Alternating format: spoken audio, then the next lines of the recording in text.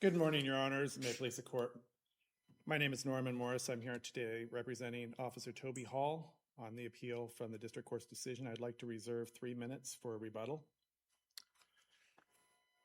We're here today because the District Court erred in 3 ways on its decision relating to our motion for summary judgment. First, the District Court did not address in any way the second ground for the arrest in ruling on the wrongful arrest claim. It focused entirely upon the medical.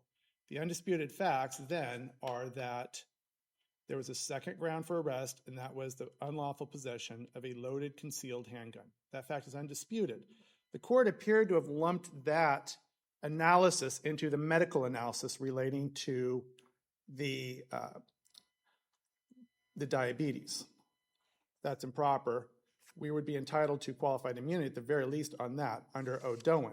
But even if hypothetically we were to agree with you, there's still another argument that a claim arose at a somewhat later point in time at the hospital, right?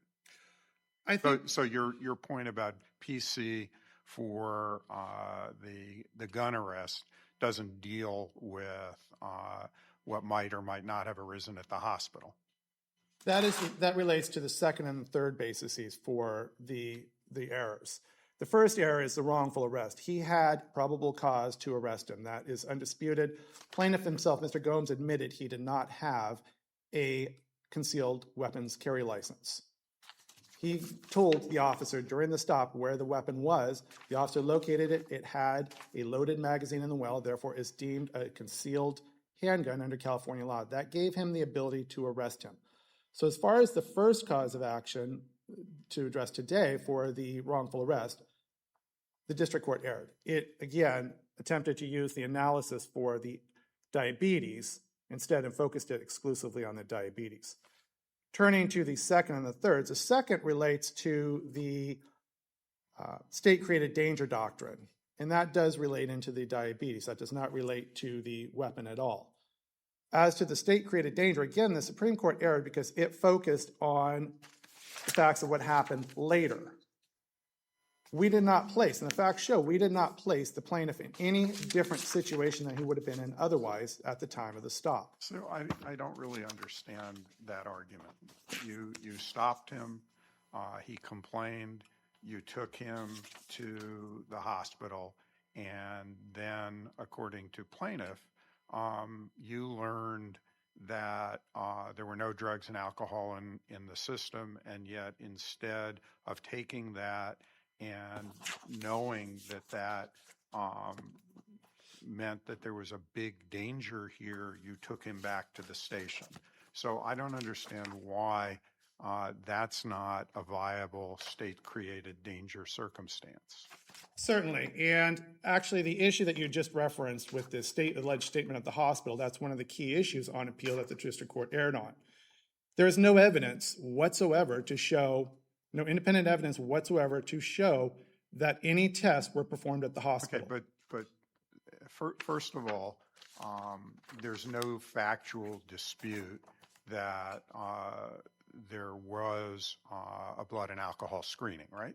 Correct, Your Honor. And there's no dispute that there's a dispute about when you learned, but there's no dispute that it came back negative, right?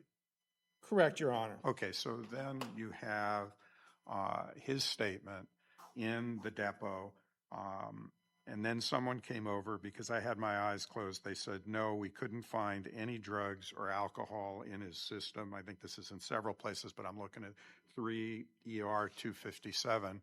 Why isn't that admissible evidence for the proposition that your client heard that and still took him back to the station? First of all, Your Honor, it's inadmissible hearsay. It's not hearsay. It's not offered for the truth of the matters asserted. It's offered for the fact that your client heard it. So even if we have jurisdiction to reach the hearsay issue, I don't see how it's even conceivably hearsay. It's offered for the truth, your client hearing it. There's no question that it's true, but regardless of whether it's true or not, there's evidence from which an adjudicator could determine that your client heard it. Your client said that he was at the hospital with him the whole time. So if it was said at the hospital, there's evidence from which a trier of fact could conclude your client heard it. Again, Your Honor, I will point out that the only evidence in the record relating to these tests show that these tests were performed. The alcohol test was, I believe, performed 3 days later after this incident. And the drug screening test, the only evidence of any drug screening test that there is, indicates that it was performed weeks, if not months, after this incident. There is no evidence that there was any test performed at the hospital. Indeed, I think when we look back at the additional testimony that was provided here about the length of time, I believe the court would probably agree that it's highly unlikely that any hospital, we've all had the experience of going in and having blood drawn, that any hospital is going to get you complete blood and alcohol tests within 30 minutes. That's the length of time he was at the hospital the first time, approximately 30 minutes. It just seems like you are asking us to resolve factual disputes, and that's just not appropriate here on appeal. And regardless, in this posture, we have to make all inferences in favor of the non-moving party, Mr. Gomes. Well, in light of, and this is, Your Honor, this is a case that we did not cite, too, because it's a recent decision from this court. The Cardenas, excuse me, I'll go back. Cardenas Ornelas v. Johnson at 165 F. 4th, 1234, decided earlier this year, involves a remarkably similar situation. In that court, this court did, in fact, reverse the district court's denial on similar claims. In Cardenas Ornelas, the plaintiff was similarly making statements that that he had heard the statement, and the district court relied upon that in denying qualified immunity. But you would agree with us, right, that we don't have jurisdiction to resolve factual disputes? And I would actually, under Cardenas Ornelas and the case that Cardenas and Ornelas cited, I believe that you do have jurisdiction. Cardenas Ornelas is, quote, although we do not ordinarily have jurisdiction on interlocutory appeal to review a denial of qualified immunity based on the existence of a disputed fact, when there is an allegation about the conduct part of the equation, but insufficient evidence of that conduct to create a genuine issue of material fact, our cases permit review. But counsel, even if I were to agree with you on your legal point, the district court said Gomes asserts that Hall was informed that the blood draw did not find any drugs or alcohol in his system before he transported Gomes from the hospital to the jail. And the district court also said at the hospital, Hall was informed that Gomes's blood draw showed that he had no drugs or alcohol in his system. And he testified that he heard someone say this while essentially he was at the hospital and while Hall was with him the whole time. So even if you're right that we have the ability to review it, I don't see how, looking at the evidence in the light most favorable to the plaintiff, that doesn't create a disputed issue as to whether the officer heard there was no drug or alcohol found in his system while at the hospital before he transported him back to the station. But again, we don't know who said that statement at the hospital. Even assuming it's not hearsay, we contend it is hearsay. It's multiple level because it relies upon the test results. There's no evidence of any test results. Okay, but again, if it was at the hospital, and you don't dispute that your client was with the plaintiff the whole time at the hospital like he testified, right? He was. So if it happened at the hospital and the only people there are your client, him, and people from the hospital, why isn't it a permissible inference to be drawn that it was somebody who knew what they were talking about and that your client heard it? If your client heard it at the hospital, I just don't see how, in the light most favorable to the plaintiff, that the district court couldn't draw the conclusion it did. Well, first off, just to be clear, our client has denied. Officer Hall denies learning that. I understand that. I understand that. Testifies he did not learn of the results until after he'd already been sued. But furthermore, as to this statement here, I think it's also critical to look at the fact the plaintiff testified he had his eyes closed and he was drifting in and out of consciousness. So a trier of fact might not believe him. It's not only not believe, it's the question of, is there any basis for that statement? And that's, again, under Wilkinson v. Torres, 610 F. 3rd 546, when the facts as alleged by the non-moving party are unsupported by the record, such that no reasonable jury could believe them, We need not rely upon those facts for purposes of ruling on the summary judgment So motion. you are relying on cases that say when there's absolutely no evidence that the plaintiff has put forward. But here, I think there's actually a lot. You have Mr. Gomes going in and out of consciousness in the police car on the way to the hospital. You have no smelling of alcohol, right? You have none of the tests that would normally be done in a DUI case. You have none of that. The nystagmus, the rapidly moving dilated pupils. You have none of that that would normally be done for an 11550 California Health and Safety Code offense or a DUI. And so here you have the loss of consciousness. You have all these physical symptoms. You have him saying, I don't use drugs. I haven't drank alcohol. So this is not a case where there's no evidence to support Mr. Gomez's position. Well, I think turning back and looking at the court's recent decision in O'Dowen, which is similar, an officer is not required to rely upon a self-serving statement of innocence. In O'Dowen, it's a very similar facts. In that case, it was an epilepsy case, not this, and it was a probable cause for arrest case, but he claimed the officer was told that I had this medical condition, therefore he should have known that I wasn't violating the law. This court held that did not give rise to a denial for qualified immunity and reversed. Furthermore, if we look at Hopkins versus Bonvicino, which is 573 F. 3rd 752, again, that case is slightly different in that that is a case relating to whether or not officers were entitled to qualified immunity for a search. In that, Let me give you a hypothetical, which I understand are not the facts here. Let's say the facts that plaintiff proffered were that, and it would be undisputed, that the nurse who did the draw, I don't remember the gender, but the nurse who did the draw said to your client, we've done the draw for drugs or alcohol. The results are there are no drugs or alcohol in his system. Would that be enough to get past qualified immunity if you added that hypothetical fact here? if they had the actual testimony of that person, likely. However, they have not identified any medical provider at the hospital that allegedly stated that. They do not identify or describe any individual at the hospital. They contend to say it. There's no evidence of any blood or alcohol tests being performed by the hospital. In fact, the only blood that was drawn for processing by the Department of Justice Crime Lab.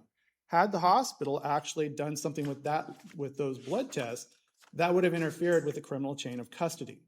So the only test... Even the whole thing about the blood test is unusual. The whole purpose that Officer Hall takes Gomes to the hospital is to get him tested to see if there's blood or there's drugs or alcohol in his blood. And then the officer claims, well, I never knew the results of that test until I got your complaint. Doesn't that seem odd to you? Not at all. I mean, if you took him to the jail for the purpose of maybe booking him for 11550 or DUI, then it would be assumed, since you've done none of the field tests on sobriety, and you don't have any other of the normal tests you would conduct to see if someone's under the influence of drugs or alcohol, you would at least have looked at the blood test results. But separate from that, I want to ask you two questions about de Bronstein. De Bronstein analyzed the claim for deprivation of medical care under both 4th and 14th Amendment. Mm-hmm. So then how should we say, oh, it's not possible even or proper to consider such a claim under the 4th Amendment if de Bronstein did both? So that's one. And then the second is you argue there was no clearly established law based on de Bronstein because it was issued 3 years after the arrest here, but de Bronstein was actually analyzing what was clearly established law in 2018, and this arrest was 2020. So it really doesn't matter when de Bronstein was issued if it's analyzing the law 2 years before the incident arrest. Certainly. As to the first question, I believe it is under the 14th Amendment. As to the second, relating to de Bronstein's ruling, de Bronstein is a 2025 ruling, so it cannot be deemed to have given the required notice for purposes of qualified immunity as to something that happened 3 years before. I think we would all agree upon that. Now, when you turn and you look at the cases cited in de Bronstein... I wouldn't agree about that because it made a finding that this was the clearly established law in 2018. Correct, and that's where I'm going to. The fact that the court in DeBronstein looked at it, number one, DeBronstein had a different factual pattern that is entirely distinguishable, and we have to keep that in mind when we talk about DeBronstein. DeBronstein involved time on scene of 4 hours, very apparent evidence of potential of damage to the vehicle and other things that the court held should have given rise to that, to the determination that, this person may have some medical conditions. That was not the case here. Furthermore, the cases that DeBronstein cites, when you look at those cases, those are cases that relate to in custody, meaning the person was already in the jail being treated, and those cases are primarily directed against medical providers in those facilities, not a police officer out on the streets making an arrest for what he determined he had probable cause for. This court has previously held that police officers are not medical providers and that they should not be held when making these decisions to the after-the-fact determinations relating to medical expert decisions. I mean, we said in DeBronstein, the standard is one of objective, deliberate indifference in the face of a substantial risk of the plaintiff suffering serious harm. And you've already told me that you agree that if there were clear evidence that the officer were told that no drugs or alcohol, that we'd get past qualified immunity. So it seems like the entirety of your argument is resting on we can't look at what he said. We can't look at what the plaintiff said he heard. Our argument is that there is no evidence to support what he said because there is nothing. Plaintiffs had the opportunity, and Mr. Gomes had the opportunity to introduce any test from the hospital. I mean, if the test was performed at a hospital, there would be a record of that test. Furthermore, I don't believe that it would be, and the hospital would know this, that they could walk up to someone and say, oh, we did a test result, here's the results. That would be a violation of both California law and federal law for them to provide that information because it's health information. They can take the blood test and then they can pass it on. They can't come back later and say, oh, well, this is what we found. You don't have that. Mr. Gomes could have asked for that information, but he didn't. So that's the issue here. We don't have any evidence whatsoever. There was no admissible evidence that the district court could consider relating to this alleged statement. Counsel, you're out of time, but we'll give you 2 minutes Thank for you. your rebuttal.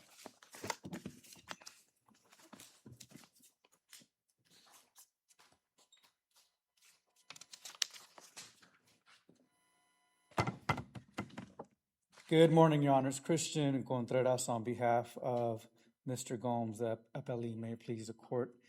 This case concerns Mr. Gomes, a professional security guard who was on his way to work and suffered from a medical emergency. He pulled over and to address this medical emergency when he was encountered by Officer Hall. Now, the crux of the Fourth Amendment and even the 14th Amendment is reasonableness. There's been significant discussion about what happened at the hospital, but when you look at the totality of the circumstances, totality of the evidence, and totality of what happened on the day in question, from the very beginning, it was clear that Mr. Gomes was suffering from a medical emergency. How was it clear that he was suffering from a medical how is it clear that what he was suffering from wasn't self-induced drug or alcohol intoxication? Well, Your Honor, there's a specific learning domain from the Peace Officers Standards and Training Guidelines, which apply to every certified police officer, including Officer Hall, which talks about specifically how these officers are first responders and they are trained to recognize issues such as diabetic emergencies. And when you look at the factors, which was actually something presented to the district court in its analysis in terms of how to recognize these issues, it talks about some of the symptoms that are recognized by the officer. There's no question he was driving erratically, right? Correct. And there's no question that he had a loaded gun in the car. That's true. Okay. And then there's no question that relatively quickly, although maybe reasonable people could differ about the quickly part, relatively quickly he was taken to a hospital for a blood and alcohol screen. I wouldn't say relatively quickly. It was roughly 40 minutes that the officer was at the scene before he took him to the hospital initially. Okay. So 40 minutes. Correct. Okay. And You're saying it should have been 20 minutes, 15 minutes, 10 minutes, 25 minutes? Well, yes, I would say 5 minutes. I mean, frankly, we wouldn't even be here if the officer merely would have just summoned medical care as required under the Fourth Amendment. I mean, these officers are trained to recognize these types of issues. We're not saying you should have treated him and done a whole full-blown diagnosis as to exactly what it was, but they're trained to recognize these types of issues as first responders, and specifically diabetic emergencies as outlined in the training. And so here, not only were there objective symptoms, Mr. Gomes Those himself... symptoms could have easily also been symptoms of drug or alcohol use. They could have. And in fact, the training says that the officers shouldn't rush to judgment and to confuse drug intoxication with the diabetic coma or diabetic type emergency. So yes, they have similarities, but the officers should look at the totality of the circumstances. It was a Wednesday evening. Mr. Gomes told the officer that he was on his way to work. There was no drugs found in the car. There was no paraphernalia. And so when looking at everything, it was unreasonable for the officer to assume that he was under the influence. You agree that the officer at a minimum had probable cause on the firearm because Mr. Gomes didn't have a concealed carry license.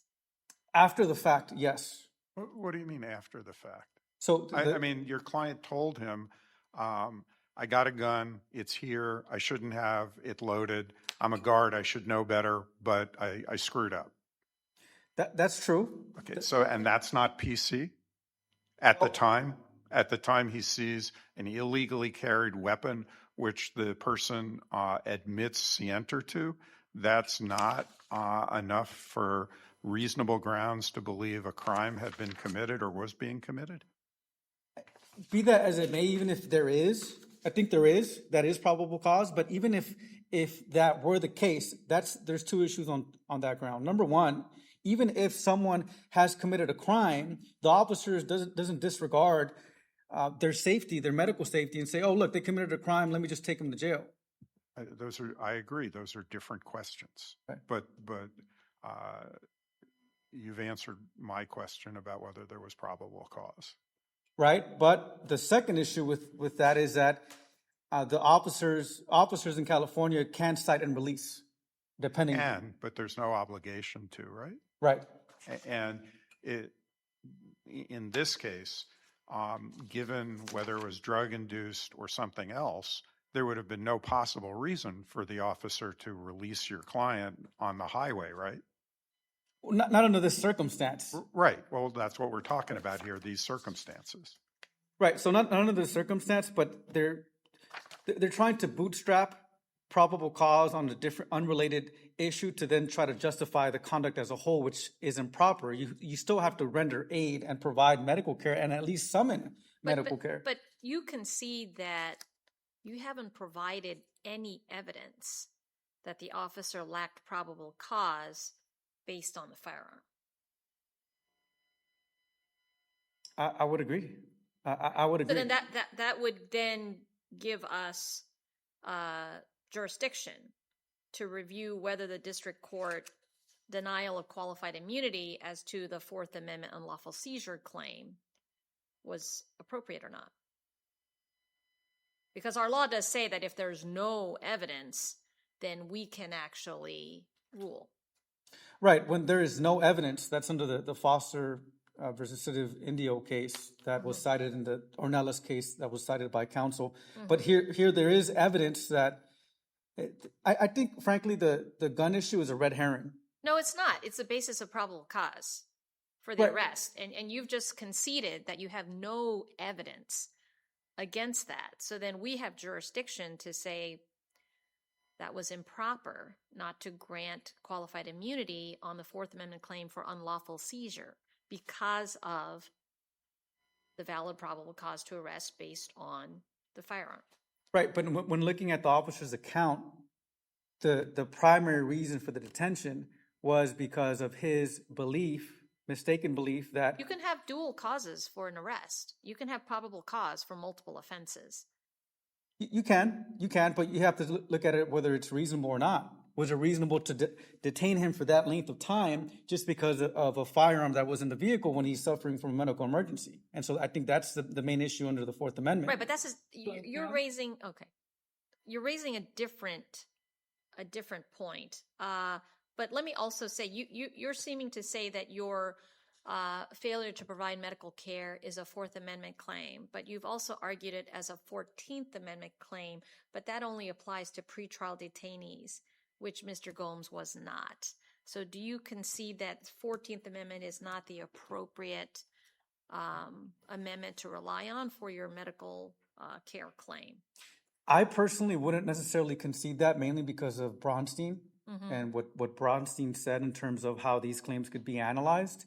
The 14th Amendment claims typically are analyzed under the jail context and pretrial detainees, but Braunstein analyzed it under both the 4th and 14th. But did Braunstein do that because there's just more case law under the 14th Amendment and said, the 5th and the 14th Amendment, 5th Amendment has to rely on a lot of the jurisprudence that's been developed in the 14th Amendment because that jurisprudence exists, and it just doesn't exist to the same extent for the 5th Amendment. So we're going to consider it that way. But Braunstein also said 14th Amendment is for pretrial detainees and 4th Amendment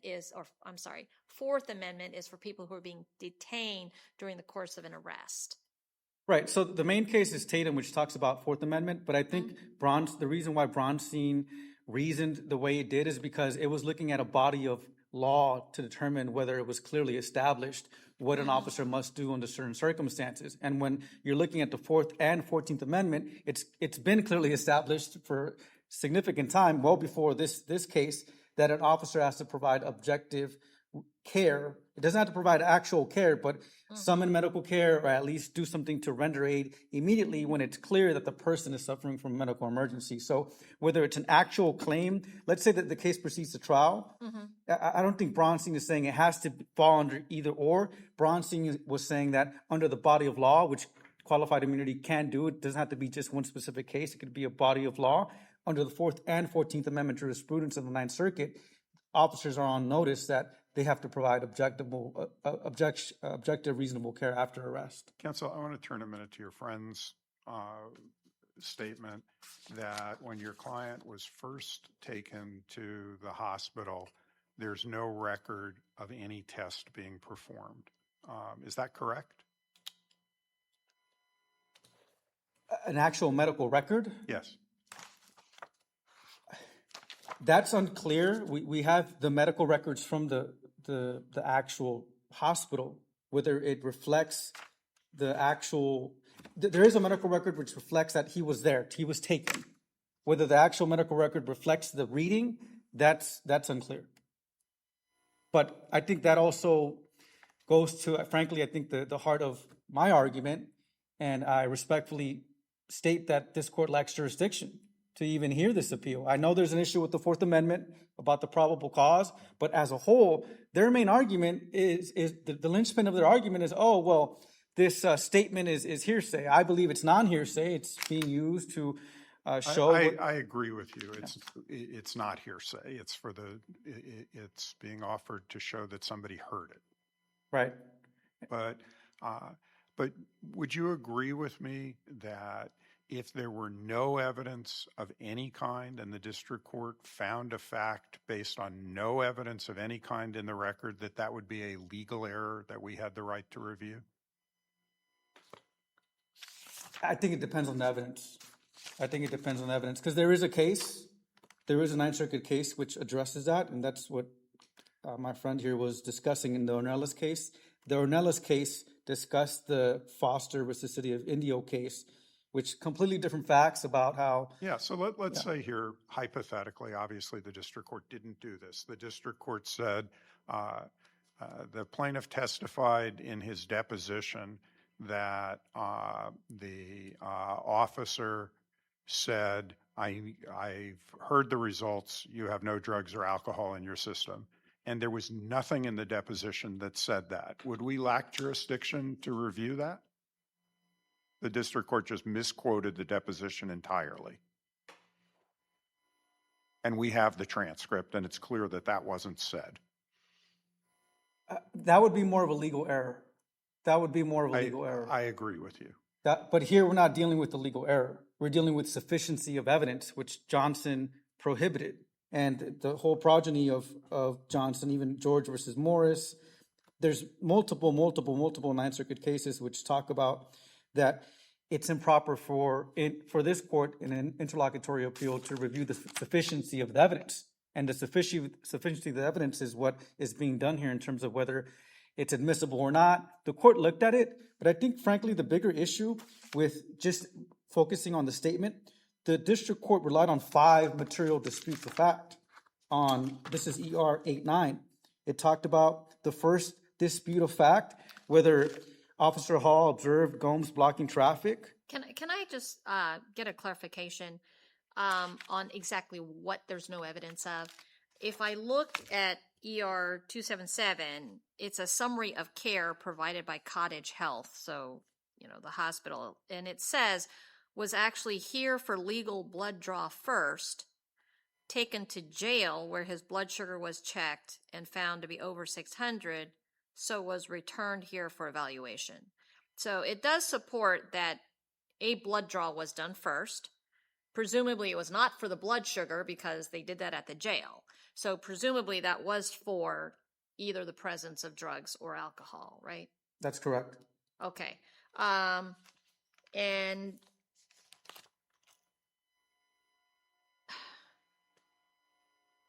even Officer Hall says, after the blood test, I transported him to the county jail where he did the medical screening, and that's where the nurse tried to take his blood sugar and wasn't able to get a result, right? That's correct. So, there does seem to be a sufficient amount of evidence in the record that a blood draw was done for the purpose of drugs and alcohol when Mr. Gomes was first brought to the hospital. Right, but the biggest issue in this case, there was never any medical care summoned or requested. It's typical for officers to even take folks to the hospital for an okay to book. An okay to book is just merely taking them for medical clearance. The officer doesn't conduct the actual medical assessment, but at least takes them to the hospital at the very least to have them assessed. Here, because the specific inquiry was just for drugs and alcohol, that wasn't done by the staff. And so if the officer would have merely said, hey, can you just also do a general assessment, clear him to book, we wouldn't even be here because the officer would have satisfied his requirements under the Constitution, but he didn't. That's the biggest issue. Can you quickly explain why we shouldn't follow the Fifth Circuit in holding that admissibility questions are or are not reviewable on appeal of a qualified immunity denial?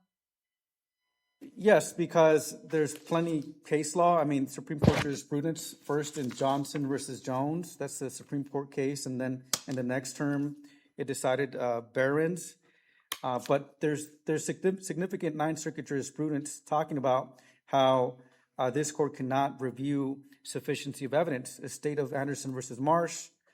There's also Eng versus Cooley. That's a 2009 Ninth Circuit case talking about how material facts is categorically unreviewable on interlocutory appeal. And there's just significant cases which talk about that the Ninth Circuit cannot look at the sufficiency of the evidence. And so I see my time is up. I would ask that this court affirm the district court. Thank you. All right, thank you, counsel.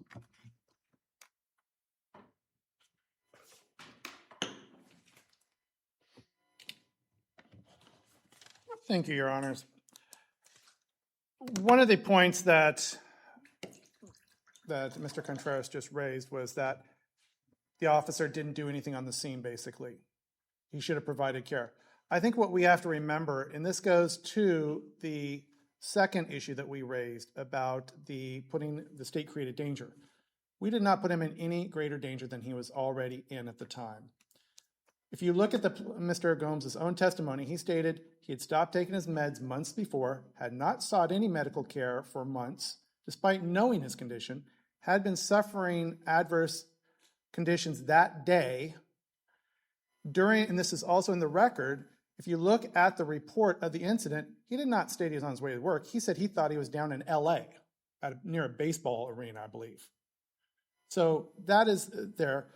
But when we get to it, when we look at the facts of it, he also stated, and this is critically important for the state-created danger, He did not intend to seek medical care. He intended to go to work as an armed security guard, carrying a gun, go to work despite knowing all these things, knowing he'd already pulled off. At no point did he say he was going to seek any medical care. At any point in time, he could have said, hey, I think I need an ambulance. Officer Hall would have called an ambulance. Hey, I think I need to see a doctor. He would have gone in to see a doctor. He didn't. He acted just like the regular drunks and others that officers see all the time. His symptoms were consistent. That is what happened here. Officer Hall actually put him in a better position because instead of the plaintiff going to work and basically probably passing out there with a gun, which would place the public at risk, he was taken into custody. Within 40 minutes, he was taken in for the blood draw. Again, at that point of time, he could have told the phlebotomist, hey, I think I need to see a doctor. He didn't. He didn't ask for any medical care when he was there. That's in the medical records. Additionally, when he was at the hospital, or not the hospital, at the jail, he could have said something more. He didn't. There's nothing raised about these issues until the second visit, when he had to be back at that point when the blood sugar levels were known. That is a key fact. The state created danger as well. So on that ground alone, we think the district court erred. All right, we thank counsel for their arguments. The case just argued is submitted, and with that, we are adjourned for the day. Thank you. All rise.